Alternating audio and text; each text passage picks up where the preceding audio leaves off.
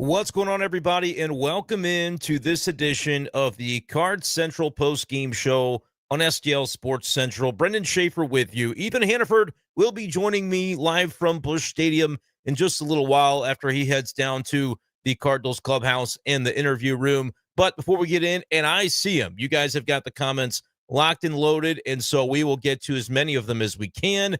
We'll do some rapid fire because I do want to hear from you guys. There's a lot to get to from that game. But before I get into the meat and potatoes, we'll remind everybody that the postgame show is brought to you by Hot Shots, and all the content here at STL Sports Central is brought to you by DraftKings. The crown is yours. The way that I described this one on Twitter, and let me know if I'm crazy for this, that was a game that for the majority of the game, it would have felt like a heist for the Cardinals to win it. And then as you're sitting there after it's over, it feels like they absolutely let one get away. So a tale of two games for sure. José Berríos was fantastic, and the Cardinals still can't figure him out. Credit to the lineup for getting things going against the bullpen. An eighth-inning rally sparked it, and Herrera. What else can we say about this guy and the hitter he has been this year? But, of course, Ryan Helsley continuing to have his struggles. We'll talk about that. We'll talk about for me, Phil Maton, gave up the double, but after that, found his Houdini act and really gave the Cardinals a chance. I think we got to pin a little bit of it on the offense because in the clutch spots tonight, they didn't quite get enough done outside of the Herrera home run. That 10th inning has to look different than it did. Lars Nootbaar, too many strikeouts right now for the type of hitter the Cardinals need him to be. So that's been a disappointment. And to strand Victor Scott the second there on second base is something you can't do in that spot. You got to be able to score that run, especially after Maton got the double play to end the top of the 10th. I will address the Ryan Vilade stuff. I'm sure there will be comments in there, and I'll wait for those to pop up as we talk about him. But I'm going to start diving through your comments, and like I said, I will be joined shortly by Ethan Hannaford to talk things over after he is done down in the Cardinals clubhouse. He is live on site for this one today. C. Ramirez gets us started. Helsley no longer feared or dominant, and you can't pull Gorman for Vilade. I'll try to address two of those because I think Ramirez gave us two topics that I know people want to talk about. Helsley has not been dominant this year. That's 100% true, and I think it boils down to really what it boiled down to for him at times last year when he was not as consistent. Overall, had a good year last year. It's the fastball, though. And for a while, the confidence in the fastball just seemed like it was a little shaken for Ryan Helsley. Tonight, he was willing to throw it to Jonathan Clase. Clase hits it a home run on a 98-mile-per-hour pitch right down the middle. That's just not something that we really see that player do, and certainly we're not used to seeing people size up Ryan Helsley's fastball like that. It's just been a lack of comfort and confidence, and yes, it is noticeable at this point with Ryan Helsley and the way that it has gone recently for him, and the Cardinals have not really known what to do in a world where Ryan Helsley is not the reliable, consistent arm that he's been. I believe that is his fifth blown save. He only blew 4 saves all last season. So certainly a concern. Nick talking about the most brutal way to lose a game. It really was. And I still point to thinking in the bottom of the 10th inning that there was every reason to believe they were going to get Victor Scott the second home and at least extend the ball game there. That was just a spot that I thought 1, 2, 3 in the order should be able to come up with more than they did. And they didn't. And it started out with Nootbaar, man. You got to find a way to put the ball in play. After everything that happened in the top of the 10th inning, to not be able to really even go out with much more than a whimper was certainly disappointing. I'm scrolling through these comments to try and see how much of it is Helsley related. People want to trade Helsley. Look, I think if this Cardinals team is competitive, trading Helsley is probably not what they'll do. But certainly you clench up a little bit every time he comes in for a 1-run save. And that was the case tonight. It's unfortunate that they didn't win this game. Nathan wondering which loss was worse, this or the choke against the Royals last week. This was rough. Like I said, for most of the game, you wouldn't have said that. For most of the game, you would have said, yeah, the Cardinals got what was coming to them. They didn't perform very well against José Berríos. He's pitched very well against this team in the past. And tonight was another example of that. Just finding a way to continue to mow down the Cardinal lineup. What can you say?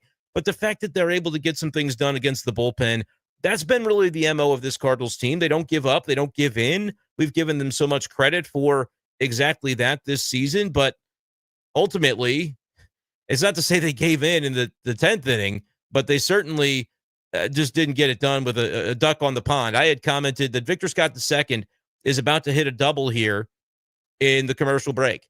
And that's exactly what he did, because he's the automatic runner on second base. And to not be able to score him is nuts. All right, let's talk about the Vilade stuff.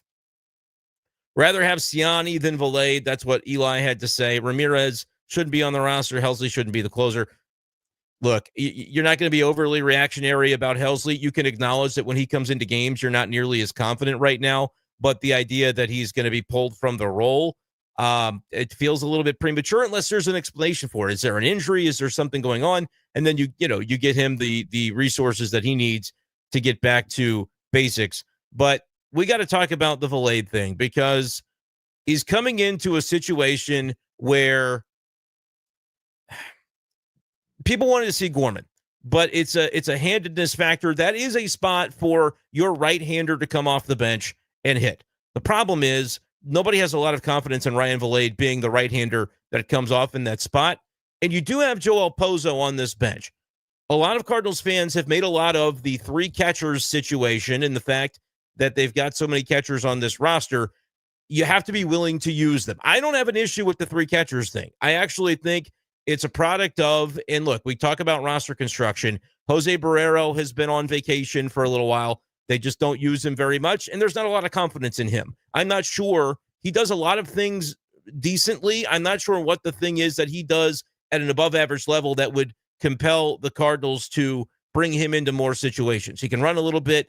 He can play different positions, but how much confidence do you have in him in playing those spots? What is he at the plate? There's not a lot of plus that we're seeing come out from him. So Barrero would have been another righty you could go to. Ryan Vilade, though, to me, and look, this is my analysis of this. You can take it or leave it. The reason he's in that spot is because it's sort of like decision time on Ryan Vilade's future on the 40-man roster. He had come up to the big leagues. They did have to make a 40-man move for him, and it's like, well, you didn't have to do that. But he's 26, 27 years old, whatever he is. He joined the organization in the offseason, saw him a lot in spring, good numbers in Memphis.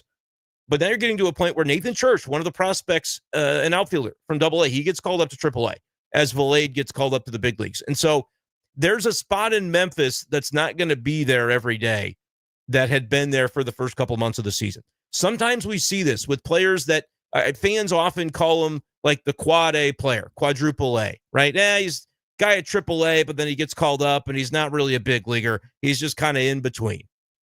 And maybe that's what Ryan Vilade is. But the Cardinals clearly, when they bring him up, they've used him in those scenarios where, hey, there's a lefty on the mound. It's a situation for a righty to come in, and they've used him in precisely those spots, and they've seen it now. I would like to believe that they have seen it now. They're seeing what you're seeing. Don't get me wrong.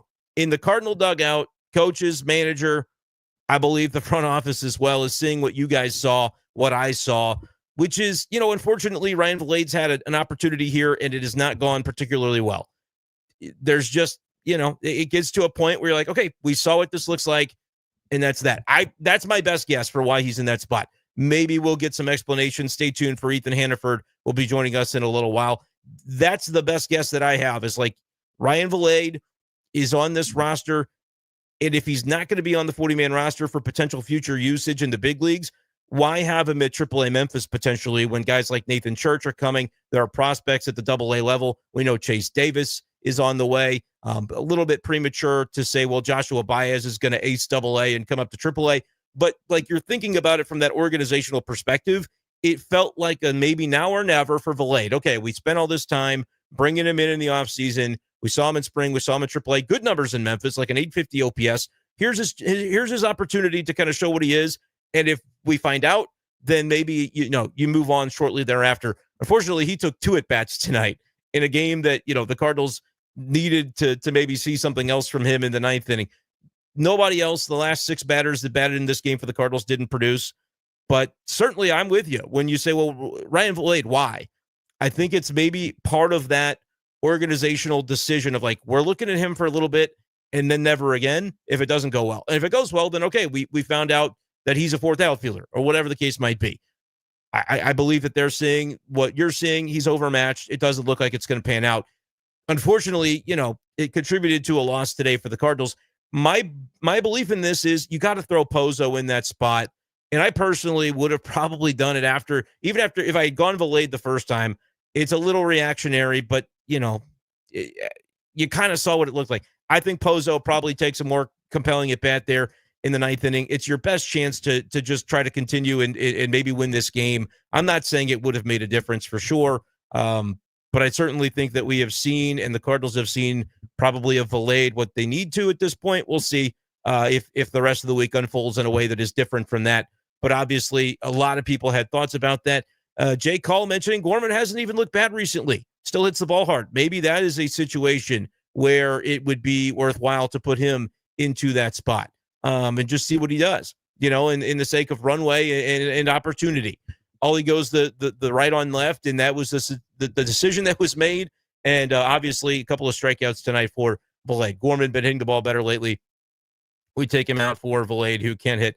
I'm not a closet Valpo fan, but I did get this Valparaiso shirt for $5. And today my son was like, "Did you go there?" I'm like, "No, it's not really like that." It was like it was on clearance, and I thought it was a cool shirt. Now we got people telling us what the local media needs to say. If you want the local media to say it, why don't you just say it? Be the local media and do our jobs for us. The Cardinals should have traded Helsley at the offseason. They would have gotten a ton. Helsley will never be as good as he was last year. I don't know that anybody in the local media would tell you that he is going to be as good as he was last year. I don't know that there's anybody out there that would say that. I certainly haven't been saying that. No, I'm saying you're telling you that his ERA has ballooned. He has not been as reliable. The trust in the fastball has not been there. Now, if he finds the fastball back, I think you'll find Ryan Helsley to be his vintage self again. But who's to say when that's going to come? When is Ryan Helsley going to find the fastball? Because that is the straw that stirs the drink. He's got a great slider, but you cannot pitch consistently over the course of time, slider, fastball, and then just like kind of sprinkle in the fastball, and then everybody can sit on the slider, and once in a blue moon, you'll throw a curveball. It just doesn't necessarily work, and you're not going to get away with it forever. I think we're seeing that with Ryan Helsley, where the fastball, it hasn't felt as blatant this year as it did at times last year in terms of like pitch selection, where he was fearful to throw the fastball. I think at times last year, we're seeing him throw it, but erratic, right? And there was a pitch in the first at bat. He ended up getting the batter to pop out on I believe it was a full count. It was like 2 feet above the catcher's head. There's not a lot of consistent command there with the fastball. So that's what it is with Helsley. He's got to find it. If he doesn't, you're going to see more of this. If he suddenly locks in with that fastball, then it'll be great. This is the nature of the beast when it comes to relief pitching in Major League Baseball, though. Even the best of the best. Brad Lidge. I mean, you could talk about closers who were just untouchable. And then what happens? They have a period where they can't figure it out. And because they only throw one inning at a time, the pressure of that mounts because you're like, I don't know if it's going to be Thursday or Saturday or Sunday that I get to pitch again. But when it happens, oh my God, everybody's going to be looking to say, this guy can't throw his fastball. And then I'm going to have to get that out of my mind and throw my fastball and get 3 outs with the game being a 4-3 score. Like that is the nature of the beast when you're a closer. And so we will see closers go through those periods where they lose it and then they find it back. Sometimes they don't find it back. I'll be betting on Ryan Helsley to find it back. I think he's going to end up being okay in the long term. But I hear what Cardinals fans are saying when it comes to the short term because they need wins now. They need to close these games out. This is one that, while José Berríos deserved to be the winning pitcher, once it was decided that he wasn't going to be, Cardinals needed to win this game. And so for them to fall short in that regard is, they pin it on Helsley. You pin it on the offense not being able to come through in the 9th and 10th, particularly the 10th. You had 1, 2, 3 coming up. It's everything you need there. That's tough. That is just a situation that you want to see play out differently with your best hitters coming up. And like we could talk about, Lars Nootbaar has not been himself recently. Checking the box here. I mean, 0 for 5 with 2 Ks. He's down to a 720 OPS. Those are the numbers. You'd put a different guy at leadoff right now if you felt you had one. Alec Burleson, I mean, you could make that case that he's going to make more consistent contact. You can move Mason Wynn up to it, but then you're talking about reorganizing the other spots of your lineup. You could go Wynn, Donovan, Contreras, and just move everybody up a spot and bump Nootbaar down. You could do that. I'm not sure how eager to make those adjustments Oliver Marmol will be. He normally is a manager that will let the guys play through some things, but if it comes to a point where he sees something and feels like maybe now is the time, I don't know if he's going to be there yet, but I would be cool with it. I would be all right with it because for Nootbaar, it has been a downward trajectory, but he's more capable than what he's done. But at a certain point, you are what your numbers say you are, and we're into nearly the middle portion of June. So I have no problem with, acknowledging what it's looked like for him in that regard. I had been looking at the box score to try to find something. Oh, that's what it was. Conversation about the Helsley home run pitch. Pages calling middle. Helsley now locating strike three. Yeah, I don't know. As far as the location, I mean, 98 down the pipe is not what you want. When you max your fastball at 101, 102, and you're only getting 98 and the location was brutal. Even a guy, I mean, this is the big leagues. Even a guy with a 500 OPS who doesn't hit fastballs well is going to know what to do with parking that pitch. So that's unfortunate. But like I said, I don't think he's got a great command of his fastball in general right now. And so that's sort of why you're seeing what you're seeing here. Riley O'Brien was Riley O'Brien tonight. The home run that is given up to Alejandro Kirk, that is a ball that Victor Scott II will tell you he should catch. And I do believe he pushed it over the wall. I don't think it would have been a home run. I didn't see a camera angle that was definitive to where I could say that with certainty, but I don't think that it would have been over the wall without some help. It would have maybe hit the top, but there was some optical illusion stuff going on because his glove looks like it's up to where it's over the wall, but then he kind of brings it back and it's not quite as high as you thought it was. So anyway, that's just a play that Victor would say that he would need to make, and it kind of gets lost in the shuffle of this game. So you bring up O'Brien, but otherwise O'Brien was fine. I don't have any issues with Riley O'Brien's night. Nothing that I saw was entirely unexpected. I agree with number 5 here, though. Like I'm going to press it a little bit more on Nootbaar. Striking out was very costly. You got to find a way to get that runner to third base with one out, and then it's a completely different circumstance. You can at least tie it. Do you consider having Victor try to steal? Probably not, because you've got your top of your order up. And so that should have been a tailor-made situation to at least get that one run home. So unfortunate that it didn't happen. What's Ollie's tipping point? How many blown saves before he makes a change? Yeah, I don't know that it helps when, because a manager's always going to want to trust in his guy. It helps that last night you win, right? You win a game, or probably not last night, but Saturday, you win a game that was a blown save. That one did come on a strikeout, so that's part of it where, like, he looked pretty sharp on Saturday, and, it happens, but I don't know. I would say that we're due to bides, to answer your question. I don't think that we have hit the tipping point for Ollie yet, but we'll see, man. I get it. 3 blown saves in a row, as Ryan mentions. It's absolutely something worth talking about, and people are starting to worry about his trade value. Again, if the Cardinals are in the mix, you probably don't trade him anyway, but I understand it. You could talk about last offseason, they should have traded him. Yeah, you could have done that. My sense is when you saw the market for relievers and how they were being valued, go back to the Devin Williams trade, which, again, Devin Williams has been brutal, did not work out with the Yankees, and that's shocking to me with how dominant he was with the Brewers. But it is one of those situations where you probably looked at the market and said, okay, they got Nestor Cortez and like a second base prospect, the Brewers did. There wasn't a lot of market out there, I think, for relievers like Helsley, where it is a risk, but you could say we could take it to the deadline in July and potentially you have a bidding war if you keep the guy healthy. But if he's not healthy or if he's not performing, obviously Cardinals fans that point to that are 100% correct. You lose the value there. IL stint coming for Helsley. I don't know that he's hurt. I think it's more just a feel for pitches sort of thing, but there's that, like, we're not going to know about the Helsley injury until the day he goes on the IL, if there is one. So that's just one of those deals where we could speculate, but I don't know for sure. I don't know right now. Why not hit Pozo? And that's what I was getting at with the Vilade thing. I would have gone Pozo over Vilade both times. The first time, and then I would have done it in the 9th inning. Even if I had seen Vilade the first time, I would have been like, no, he's not giving us a chance to win this game tonight. Go with somebody else. And if you don't have a high degree of confidence in Pozo batting, well, then you could consider bringing somebody back. But I would just caution you, guys like Luke and Baker, really struggling in AAA. You can look at some of the right-handed bats down there outside of Thomas Saggese, and the Cardinals clearly feel like they want him to play every single day. Not just when the Cardinals have a run of lefties that they're facing like they have over the past week, where Saggese certainly would have gotten some run time in the big league lineup, and that might have been valuable. That might have been reason enough to do it. So I am not sitting here, people are yelling at me for defending the Vilade thing. No, my tweet said, okay, we've seen it. They've seen it. I'm not going to sit here and tell you what to do and, like, get a guy off the roster because, that's they're that's still a guy's career. Ryan Vilade has been working his whole life to do this, right? So I try to have some respect for that.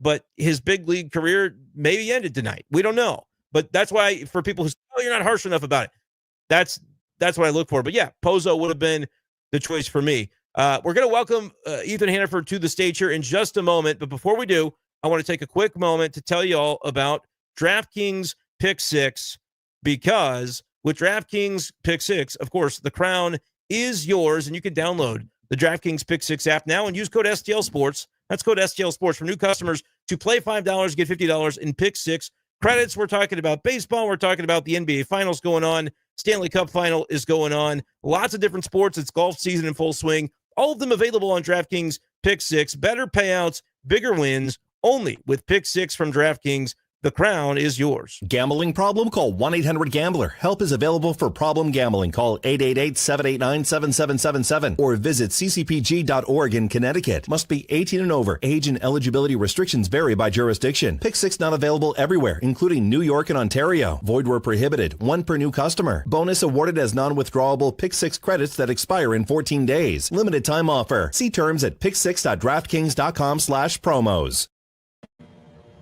All right, we welcome Ethan Hannaford to the program. You were down there, boots on the ground, Ethan. Did you happen to see Oliver Marmol's post-game commentary? If so, I want to start, was there any mention of Ryan Vilade post-game? Because that is a big one. So that was not something that necessarily came up. Not super surprised by that because there was a lot going on in this one. But obviously, that has been a big topic of conversation for Cardinals fans. Let me just, and I'll pepper you with a few things that you want to see what you took away from what Ollie did say. But start with Vilade, your thoughts on him. I've been telling people I would have gone Pozo, but I also look at Vilade being in a spot right now where it's kind of sink or swim for maybe his future with the organization, as a bunch of AA outfielders are getting ready for AAA. He had good AAA numbers. If this was the time to use him, let's see it. My view, they've kind of seen it now, but what did you think of the Vilade moment? There are a couple of moments there from that, Ethan.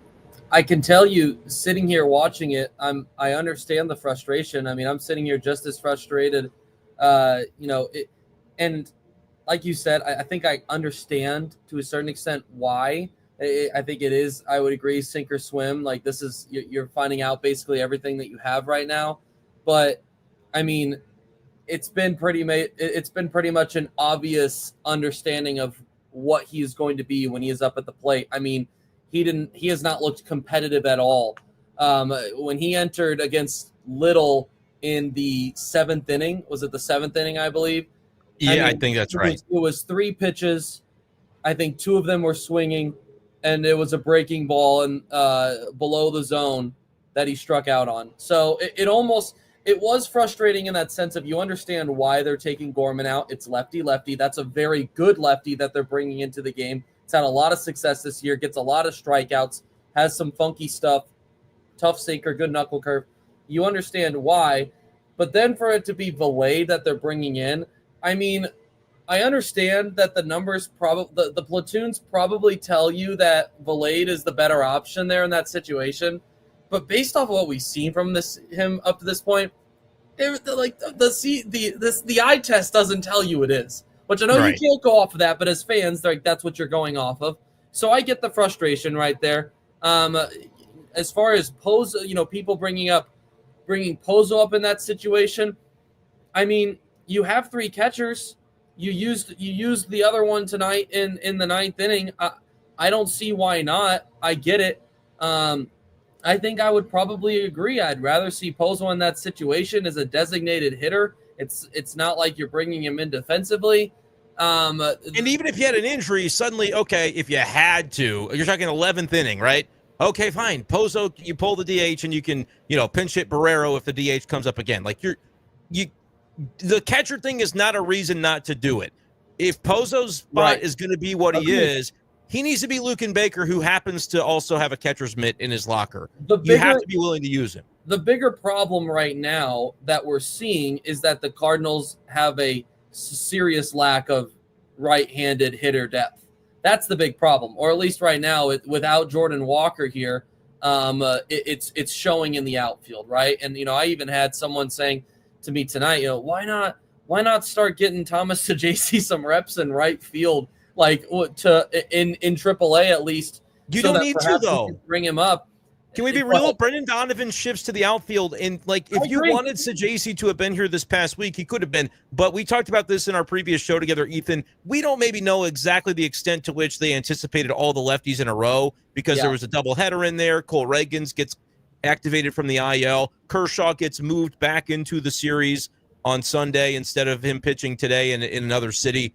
So that's part of it. They didn't expect so many chances, but the Vilade thing's been a week, and so maybe they hoped Walker would be ready at the minimum, and then once it happened that you would see all you needed to see from Vilade, but now it's kind of dragging out a little bit. So I hear you 100% on that. Yeah, I mean, it almost feels right now like a waiting game to get Walker back up here. They said he could have started his rehabilitation as soon as tonight. I don't know if he did. I didn't hear anything. Well, Monday there's nobody playing, right? Monday. I was thinking it was Tuesday. Yes, tomorrow. So we'll have to wait and see if he starts his rehab tomorrow in Memphis. Hopefully he does, because the sooner that he is back, the sooner no more Ryan Vilade. And it's nothing against the guy. It's just it has been an automatic out, and it hasn't been competitive at bats when he's been up here in a couple of big spots tonight. And I understand why fans are frustrated about that, because even sitting here at the ballpark, I was frustrated in that situation. And I have to imagine probably everyone is a little bit frustrated at the situation. It is clearly shown to be a lack of right-handed hitter depth. I would be curious, and I wish that someone would have asked. I could have for all I care, but I wish someone would have asked about the thought process of Pozo in that situation. I have to imagine the answer probably would have gone back to the catcher. Who knows if that would have been the actual reason, but I imagine probably what we would have heard. And if it was, I would disagree with it, actually. And I would be, and I would be curious. I'm not going to be at pregame tomorrow. You're carrying three, so I mean. You're carrying three, but I have, and people say, well, Brendan does too much of defending the roster construction. And I'm like, it's way better. Brandon Crawford's not here. Taylor Motter's not here. There are a lot of things to say that there's some more useful pieces on that bench, but you have to consider the role. And that's why I've been kind of defensive of, I don't care about the three catchers thing, because you can operate as though it's not an issue. Yes. But they haven't really done that. Yeah. And so that's where I would get a little bit critical and say, look, Luken Baker was here, and then he was sent down when Herrera was activated. That means Pozo is basically filling that Luken Baker role. And I know that Herrera's not catching all the time, but it's about viability late in a game. He was in this game tonight. You're going to go to Pages in the ninth inning because you got to lead. That's totally fine. But Pozo's spot still has to be the one that's what Luken Baker was serving to be. Otherwise, if you're tying up too much into, well, he's a catcher, then that doesn't fit. That would be, I would have to capitulate on defending the roster. And right now, we're consistently seeing, for a while it was, all he doesn't want to pinch hit anybody because he wants the guys he started to take those chances. Whether it was Walker, whether it was Gorman, whatever, Burleson. I was cool with it because it's no, this is the runway part we talked about. But this was a situation where you did pinch hit for Gorman, but you did it with a guy that's not going to be here in a week. So, and I'm, you know what? If you do it in the seventh inning, whatever. You're down 3-0, whatever the score was, 2-0 at the time. In the ninth inning, I know it might hurt his feelings, but I think Pozo gives you a better chance to put bat to ball in the ninth inning when you're we damn sure cannot lose this game after we stole it from him. I mean, the Cardinals stole the game on Ivan Herrera's amazing swing, and we've hardly talked about it tonight because everything that happened after that. Helsley, yes, we talked a lot about the concern there. What is Oliver Marmol's concern on Ryan Helsley, your sense after hearing from him postgame? Seems very low right now. He was asked about the last three blown saves, specifically if there's anything in common that Marmol is seeing that has led to those, and he said no. Obviously, we know about all of the weird things that went on in Saturday's game that led to the blown save, the base hit for Ohtani off the bag, the bloop single, the drop third strike. Right, we know about all of that.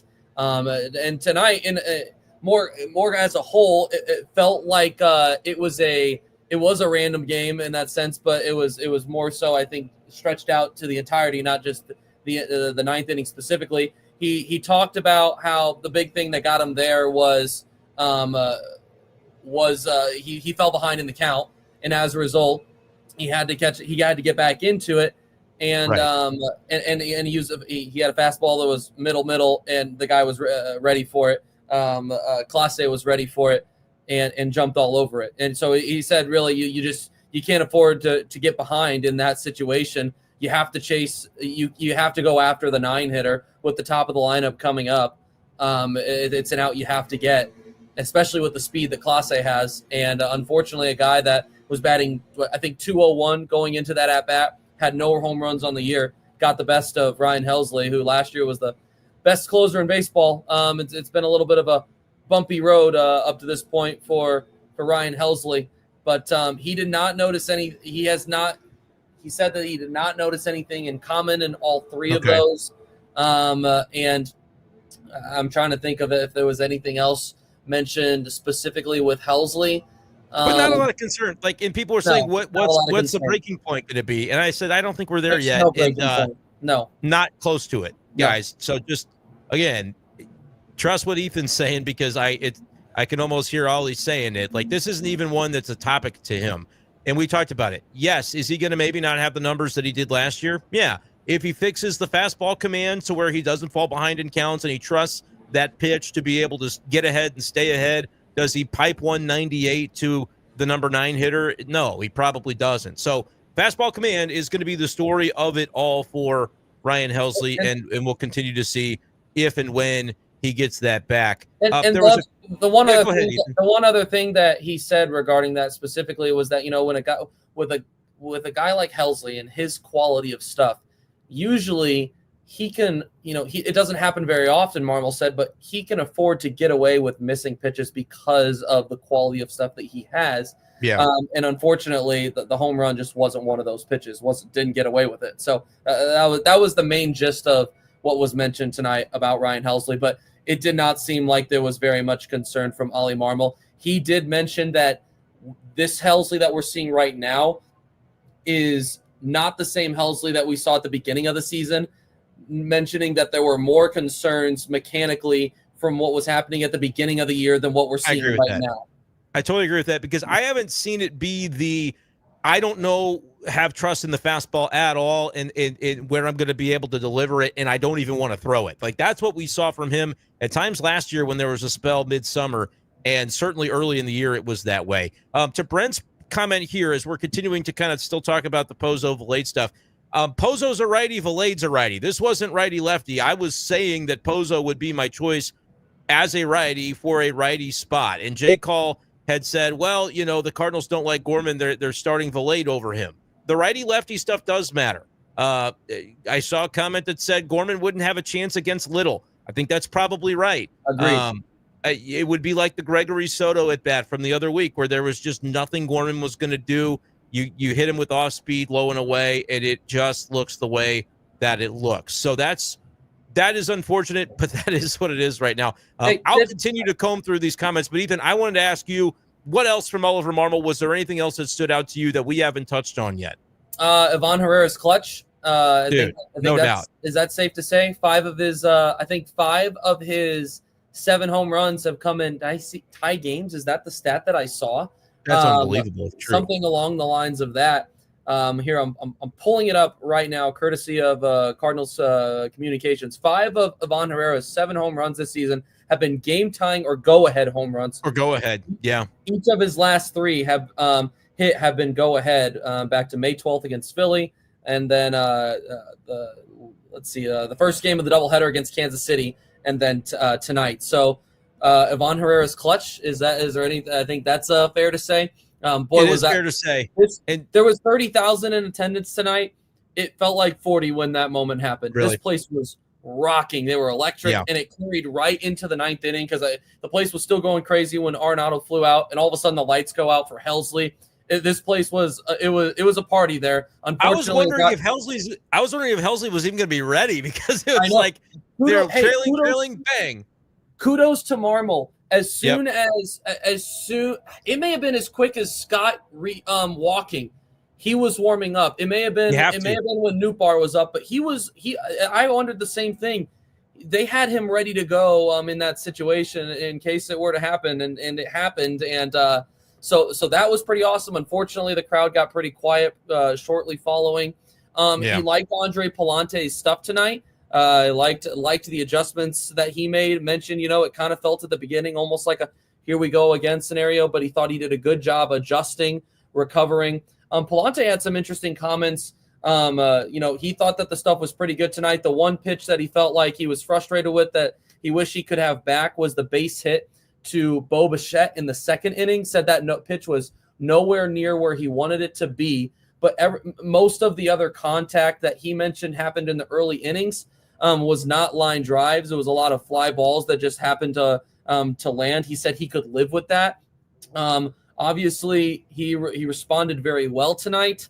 And something else I thought that was interesting that I would be curious to, if I had the opportunity to dive a little bit more into with him, is he mentioned that over the last month and a half or so, he's liked the quality of pitching that he has had as far like from being able to spot up and locate, which is interesting because when you match up with the numbers and how well the teams have been hitting his best pitch, which is the sinker, that doesn't really match up. So obviously there wasn't any follow-ups that were asked to that, and I would have been curious to hear more of an explanation as to what that was. Why the differential, right? Yes. You feel good about it, but the results, how has that sort of matched up would be an interesting follow-up for sure. It was so long ago that Pallante pitched. It felt like the first couple innings you were getting everybody on Twitter to say, oh, McGreevy, they're so dumb. Look, man, it wasn't long ago that Pallante was the guy who you're giving runway to. About a year and a week ago is when he rejoined the rotation. I want to say it was May 29th. He was one of the best pitchers in their rotation last year with like a 3.6 ERA once he rejoined the rotation. He's hit a tough skid here in terms of the results. There's no doubt. He is a pitch-to-contact pitcher. You are going to have to live with some of that when there are runs where the contact happens. Andre Pallante threw 6 innings tonight and gave up 2 runs against a solid lineup. The Blue Jays are 12th in OPS, top 15 in runs scored. They're not a great lineup, but they're a solid lineup. Andre Pallante did his job tonight. I would caution everybody to just take a deep breath on Andre Pallante personally. That's my stance on that one. A lineup also that does not strike out, which was a great point made in her question by Katie Wu tonight, just adding into the context of how tough it is with a right-handed heavy lineup like this one tonight, how much more challenging that was going to be for a guy like him who, one, has struggled significantly against right-handed pitching, but also relies heavily on contact. And I really liked how he adjusted tonight. You kind of wondered if the blow-up inning was going to happen like it did in the 4th or the 5th, because that's what happened, I think, in the 5th in his last outing against Kansas City. It didn't. I thought he finished really strong tonight. And overall, this is a sharp outing from Andre Pallante, hopefully one that he can build upon because the Cardinals are going to need him to in this wide stretch of games here that they have coming up in June. And look, I do see it as you get to July the 3rd, we'll have seen another start by McGreevy, maybe 2. If Pallante's results don't turn around, which tonight they did, I thought he did a perfectly fine job, and we see a good version of McGreevy, I won't say that it's impossible that early July, when they stop needing a 6-man, that you might not see something different. But for now, I do believe that there's confidence in Andre Pallante. And again, I think runway, we never really talk about him as runway when we use that terminology for guys like Walker and Gorman and Liberatore. I think Pallante actually fits into that conversation as well, because there are guys where you could be around next year and beyond if things look good this year, but you have to be willing to not just after the first bad start. The guy gave up 7 runs in his last start. It's the first time all year he gave up more than 4. And I'm not saying 4 is just this number that, you should be totally willing to accept all the time, but there's context. And I feel as though people are just ready with the pitchforks for Andre Pallante because they like McGreevy, which is very valid in and of itself. But take a beat, because I feel like Pallante is capable of more than people are currently giving him credit for. I know what the numbers are, but he drops the ERA from 4.9 down to 4.7 today. Let's see it a little bit more, because I think it's important for the 2026 Cardinals to know, like, can Andre Pallante be a number 4, number 5, or is this not going to work? I don't think we have seen enough to dictate that for this year, let alone next year. keep the faith right now, especially where you don't have off days. It's going to line up the way that it is. For those who would have said they should have kept McGreevy up and sent Pallante out, mathematically that doesn't work because somebody had to pitch tonight. So there's a lot that goes into this. McGreevy will be back in 15 days. It's all coming to pass, but give Pallante a little bit of credit. He pitched. He did fine tonight. I don't have any problem with his outing. Does anybody know what to expect in the 2026 offseason? I mean, I don't. So I mean, like it's gonna be new upper management, right? But nobody truly knows like what we're going to get. We saw this team spend more than they ever had in 2024, and we saw that drop significantly in 2025. So who knows what they're going to spend when it comes to free agency? They have to figure out what they have in Andre Pallante, because if they don't, then they're going to be in another difficult situation with a guy. This is the year for figuring it out. So, I don't think that we're anywhere near a point yet I don't think we're to the point yet with him where it's he's donezo. I don't think we're anywhere near that because they have to figure it out. With how you have Michaelis coming off, you have Matt's coming off, Fetty's coming off. I know that only 2 of those 3 have been starters this year, right? But so there's going to be a couple of spots to fill in your rotation at minimum. Yeah, at minimum. So you're going to have to figure out what Andre Pallante is, and it hasn't been detrimental enough to the point, in my opinion, that it has significantly hurt them. I mean, they went 19-8 with a 5-man rotation, and how many of those games did they win with Andre Pallante on the mound in May? At least a couple. He had 2 really good starts in May. So I mean, I think it's way too soon. I understand like people's frustration. He has been the eye-opening guy, I guess, in the rotation. He's been the hole here the last couple of times through, and has been the worst up to this point when you look at the grand numbers. But I mean, that's what the point of 2025 is, right? Even with the Cardinals still having their success that they've had, there's a lot of young guys, and guys are going to have to adjust in moments of struggling. I don't think Andre Pallante is any different in that sense. Yeah, this comment saying I would take out Pallante, he's not a starter. That's one of the most disagreeable comments I've ever seen because he's not a reliever. He has shown, and so Jay Call, right, following it up, saying, no, he proved last year he's a starter. He's a much better fit for a starter. As a pitcher, he needs to kind of have a little bit of wiggle room because there's going to be an inning or two where bloop contact, sometimes hard contact 100% comes, and you have to have the ability to get out of it and then pitch the next 3 innings clean, which he can do. He has shown, and tonight he did it. 6 innings, 2 runs. I will hit the Staples easy button every single time. I don't care who the starter is. I don't care if it's Sonny Gray. 6 and 2 will play every single time at this level. You're going to be just fine if you get those types of performances. I don't know what this. I know people are talking amongst themselves in the comments. A 3.6 ERA is not awful. I don't know if Samuel was questioning that or who had said that, but no, 3.6. I'll take that from all 5 starters. By the way, I would take 3.6. That's a perfectly good ERA. But I had some comments, Ethan, about off topic from the pitching that I put a star on. We'll get to this last pitching one to kind of explain why they're not doing the 6-man rotation. They're doing it the same way they did in April. Steven Matz started a game, and then he wasn't anymore. And then when they needed him again, they're going to do the same thing. But they're doing it now with McGreevy, who's not going to go to the bullpen. He's simply going to go to the minors, and in 15 days, he'll be back up, or whatever that day log ends up being. He's got to stay for 15, I believe, unless there's an injury that he comes back up for. But that should be fine. That week of the 23rd or whatever it is, he'll come up and make a start that week. They don't want to go short in the bullpen, and I think that's fair. I also, though, wonder, though, Ethan, like, what's the value of that 8th reliever when historically, like, hand up, who could have told you that Roddery Munoz was on this team Sunday morning before McGreevy was called up for him? Like, they're not really using that 8th guy a bunch. Now, though, is that stretch where, other than June 16th, you've got the day off. There's not a lot of days off. And so I think that's part of the reasoning why they don't want to go short with the bullpen. I would have personally done it, actually, even though you would get to basically a week where it's a 7-day turn because of that off day coming a week from now on Monday. I would have said that's okay. I would have almost said this rotation maybe could use it. The only big disagreement with that would be Sonny Gray looks really good, and I don't want to wait 7 days to see him between turns. But like Libby, could use the extra day. Pallante, I think, benefited tonight from the extra day that he got by slotting behind McGreevy from Sunday. I would have been okay with it, but I also understand their thought on, you don't want to get into that spot with the bullpen. So, Damian, to your question, it's a good question. They're doing it. They're just that one off day on the 16th basically affords them a week where they don't have to do it, and they want that reliever for that week. Ethan, I don't know if you have any additional thoughts on that, but I wanted to clarify that for people. The danger, right, is if you have the blow-up outing, and all of a sudden that's when you need the guy, right? Yep.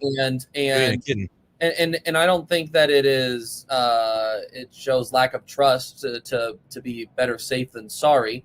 I think when, like you said, they're approaching it just how they approached the month of April. So the one time that you need Roddery Munoz, if you don't have him, then you're in trouble. That tonight I thought was a good example. Riley O'Brien in a 2-run game was used for 2 innings. I thought that was a pretty good example of a guy that just came up, of where this pitching core is right now. Like, guys have been used a lot through this for the last 9 games that they've played in a row. Well, no, is that right? 9. Well, they had the rain out, but they had the doubleheader. So guys have been used a lot, and for him to be used in 2 innings, I thought was kind of telling as to where they are right now from a physical standpoint. And I thought O'Brien looked decent for the most part. It was fine. It was. You want to talk about almost making the play of the year, Victor Scott II. Boy, would that have been crazy. You thought the last wall robber was crazy. If he would have been, because that ball was hit so hard and got out so quickly. That's the problem. Able to make that play, that would have been crazy. He did help it over the wall, though. I don't know if that was a homer without it. I couldn't tell from the angles that they showed if it would have gotten over. Yeah, but I don't know either. I wondered the same thing.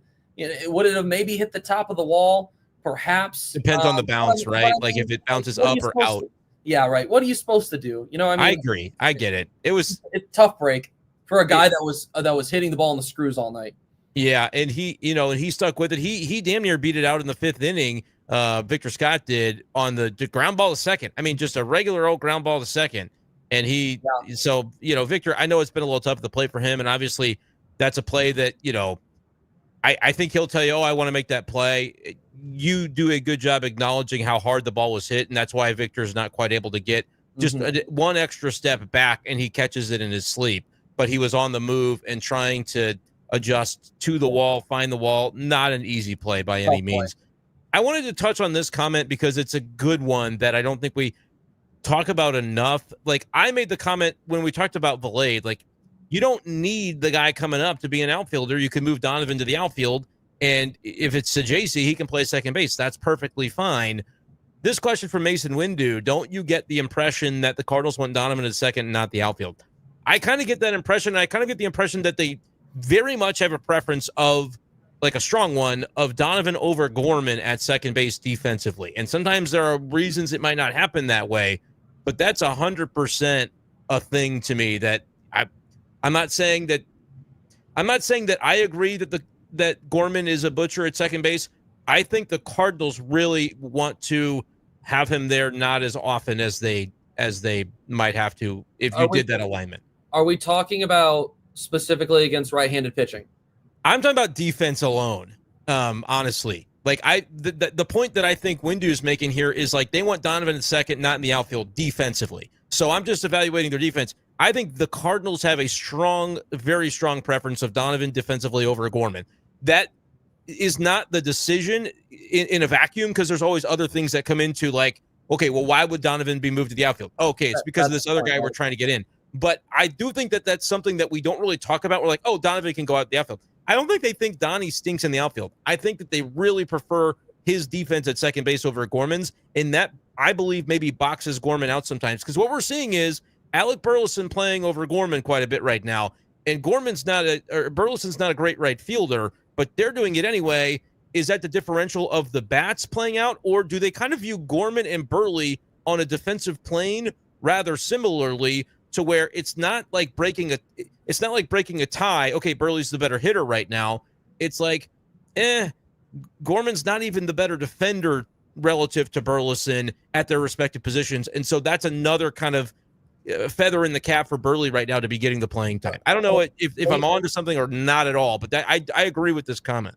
Perhaps adding further context, when you look at the quality that the infield has produced this year, maybe it's more so about having your best infield. Specifically, we know that there's a lot of ground ball pitching that occurs with a ground ball contact, I should say, that comes from the starting pitching. Maybe they are prioritizing better infield defense over outfield defense, because you could argue, I think you could still make an argument perhaps that collectively the defense could be better when Donovan overall is in the outfield, because then that allows for Nootbaar to move to right and Gorman is at second. But who's better, Gorman at second or Burley in right? That's the question, right? But is it even a question? I wouldn't have said before the year, I'd been like, it's Gorman for sure. But now I'm kind of like, as much as we keep seeing it the other way, is it more about the bats? It probably is, because Burley has been stinging the ball. So that was kind of what I was getting at. But I think also prioritizing how good the infield defense has been. It's been the best in baseball. Not to say the outfield hasn't been good as well, but with how much ground ball contact is happening in this starting rotation, I think that maybe that's something being considered. But you said it right there. It's not as simple as just defense alone. There's other things that are being taken into consideration every single day. So I think that, I would argue even pitching matchups and all those kinds of things have to do a lot with that too. So not as simple as that, but it's definitely an interesting, a good question. Excuse me. And Gorman doesn't make errors at second. I don't think the team thinks very highly of his range. It doesn't have to be just with errors. It's so much more than that, Yep. So. Yep. All right. Well, that's a lot of stuff. What did I miss? Was there anything else in the clubhouse? We've gotten to a lot of these comments. Curious if there's anything else that we didn't touch on that we should have. We've gone nearly an hour. Usually don't go this long, but wanted to kind of get the post-game insight from you today from inside the clubhouse, and I think that has been valuable for sure. And all the content here on STL Sports Central, this is what you get. So make sure you hit that subscribe button if you're enjoying it. But anything else that we missed, Ethan, before we get out of here? Well, I don't know what all was discussed before I got here. I think as far as what was discussed in post-game, the main things we touched on, the main things, which was Andre Pallante, Ivan Herrera, and Ryan Helsley. Those were the main things covered in post game with Marmol. I was in there for when for Pallante and a portion of Herrera. The only other thing, and the thing that stood out to me tonight, someone that we know Victor Scott's been struggling at the plate, right? But someone else that's starting to become a little bit concerning to me as of late is Lars Nootbaar.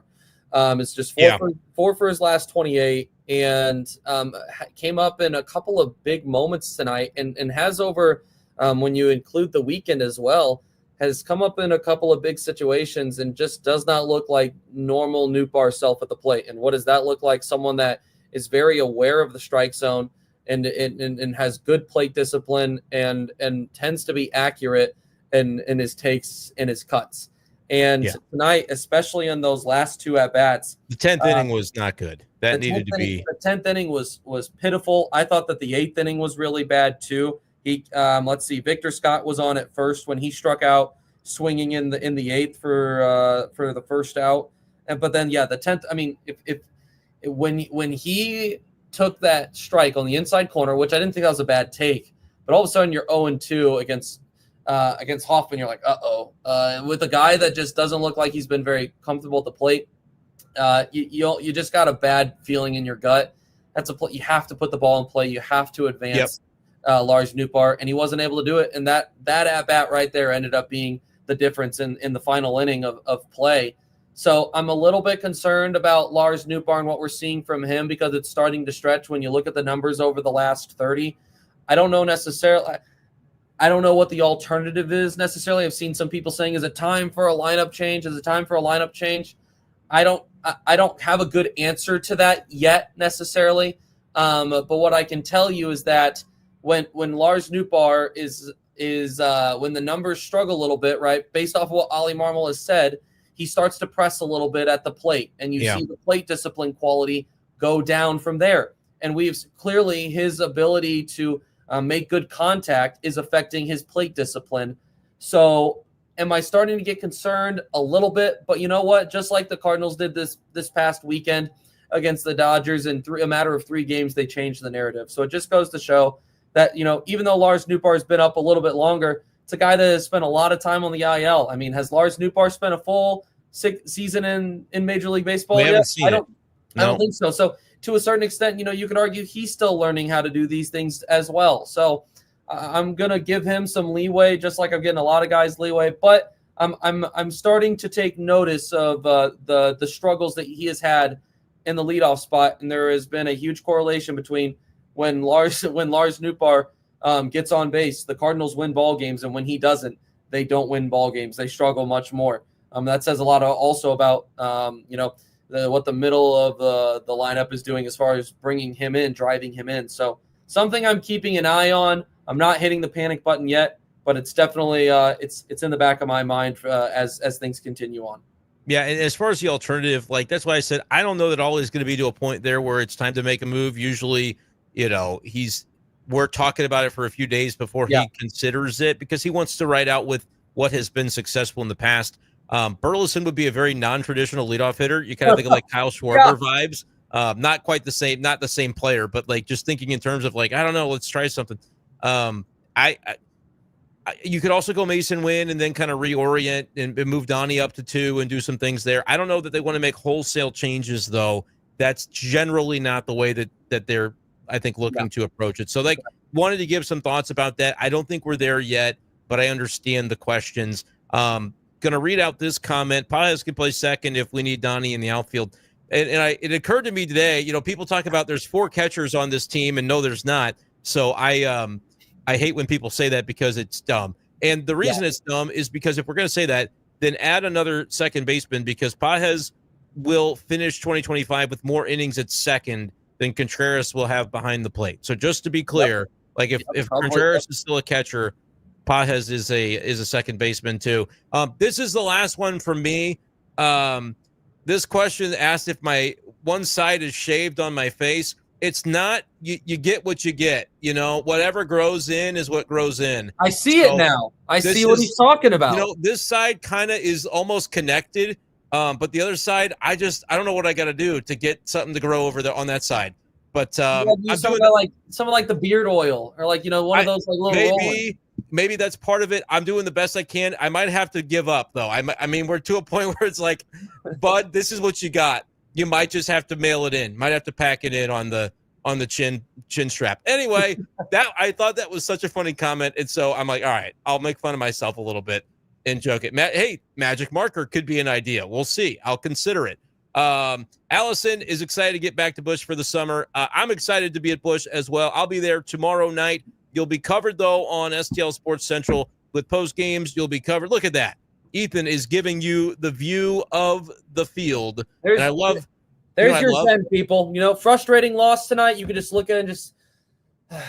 I love having you turn that computer and not seeing a tarp on the field, leaving the ballpark. That has been a rarity in recent days and weeks. Cardinals still have an opportunity to win this series. We've seen them lose the first game before and be able to battle back. We will see what it looks like tomorrow night at Busch as they will take on the Blue Jays for Game 2. But we're going to wrap things up right under an hour here on STL Sports Central with the Card Central post-game show presented by Hot Shots, home of STL Sports fans since 1990. Find yours at hotshotsnet.com. And, of course, all content on STL Sports Central is provided by DraftKings. The crown is yours. For Ethan, I'm Brenden. We're going to get out of here, and we will see you tomorrow night. I guess that's fitting. Peace.